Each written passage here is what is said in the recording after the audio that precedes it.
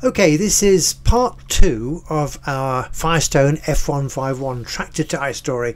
Might not sound terribly interesting to you, but the story involves quite a lot of different people, including the champion ploughmen of Lincolnshire, because by way of a solution, Firestone had realised that this tyre they produced was receiving a lot of resistance. Replacement sales were going down the pan, people just didn't want the thing. So we started giving them away, and this is how we did it.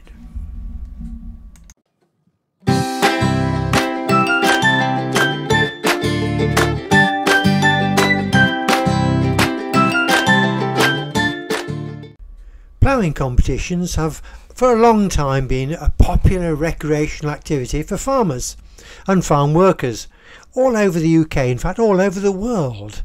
There are regular competitions in all kinds of ploughing classes where farmers and farm workers and ploughmen can take part and compete against each other to see just how good they are. So we found out that in fact the World Ploughing Championships had yet to take place in that particular year in 1968. So we sought out the qualifiers for the World Ploughing Championships, and in my particular area we had 3 ploughmen who were going to the championships. I can't remember the actual place they were going to. It's somewhere a long way away, like Norway. But anyway, they were qualified, and so we made contact with them to see if they were prepared to go to the championships on Firestone tyres. In fact, it was me. I had to go around and speak to all these people and see if I could persuade them to put new tyres on their tractors to publicise the latest Firestone product. The first of these was Tommy Smith from Martin near Lincoln. The second was Jerry Dickinson from Bennington just north of Boston, not far from the Wash, and the third was Ron Knight from Great Casterton near Stamford. At the time, the Firestone district offices were sort of regionalised. My district office was Lincoln, and we shared a technical engineer called Stan who lived at Belper in Derbyshire, and he covered sort of the Midlands area. If there's any technical problems with the tyres, then Stan was the man we called out to try and sort them out. Also, he was contracted to go and visit regular fleets to check their tyres on a contract system for fleets, lorries and buses who used Firestone tyres exclusively.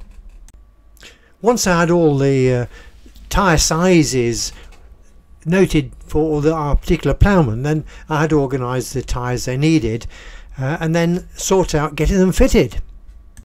If I remember rightly, I drove the lorry with all the tyres in, Stan had his van, and Tommy Smith at Martin was our first client. Here you can see a picture of him with some front tyres fitted, and the Goodyear tyres on his tractor are still on the back wheels there. Soon had the Firestones on though. Then it was down to Boston, or just outside Boston, to fit tyres on Jerry Dickinson's little tractor. Here's a picture of him with his new tyres on. A lot smaller tractor. I can't remember what category he was in, but it was quite a bit different to Tommy Smith's. The art of ploughing is quite complicated, so I'm told, but our 3 competitors were in different classes. You see the different sizes of tractor as well. On our second day we were off to Stamford, or Great Casterton, to fix up Ron Knight with his tyres. But before we left, Ron had contacted us to tell us that he had a neighbour at North Luffenham, just over the boundary in Rutland, who was also a qualifier, and could we provide him with tyres as well. So we sorted that out, got his tyre sizes, and we included him on that second day. All fitted, Ron and his neighbour were very keen to try out these tyres and see whether they'd been sold a pup. And so I spent some time with them, and you can see the photos here of them doing some practice ploughing in a field of Ron's just outside Great Casterton. Just thinking back on all this, never once did we ask them to sign anything or pay anything or give us any guarantees, and off they went. They were given new tyres front and back, and off they went to the World Championships. And in fact it did help a great deal to overcome this particular problem. Of course, it wasn't just Lincolnshire farmers who were given the tyres. Firestone did it all over the UK. It cost them a bob or two, but it did the job, and in fact the tyres sold quite well afterwards, until Michelin introduced their radial tractor tyre, and then that was the end of that. Once again, if you like our videos, perhaps you might give us a like, and if you also think about subscribing, it doesn't cost anything. It helps us with the YouTube people and helps the channel to grow. Finally, if you want to look at anything else Cracker Books published, they're all free to download. You'll find all the details on www.crackerbooks.fr. There we are, it's easy to remember. Lots of hours of free entertainment. I'm sure there's something you'll enjoy, and thank you for being with us today.